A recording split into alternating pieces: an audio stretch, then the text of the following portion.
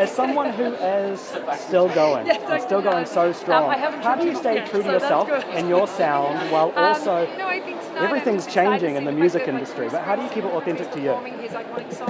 I have to have fun, I have to enjoy it, I have to be personally inspired, and my first thing is songwriting. So it's when you start with that, everything else falls into place after that. You know, I'm not an interpreter. I have fun interpreting. I've done a lot of cover songs in my life and in my career, especially before I started being a recording artist. But I think like a songwriter.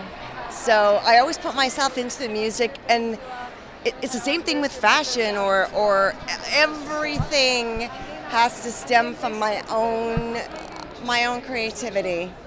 That's the only way I'm happy. I'm not a puppet. You know, I'm an artist, and I enjoy it, and I think that's what keeps me. And as someone who also has gone overseas to do their career, I'm interested in how do you stay connected to your Canadian roots, and how does that kind of impact your sound and your music? Because as someone that moved, I feel a lot of my New Zealand influence in my work. Oh, I mean, I grew up. In fact, my youth in Canada as a country music kid, singing kid, our country music there was a lot of country rock, there was a lot of folk, there was a lot of bluegrass, much broader than what we know as country music in America.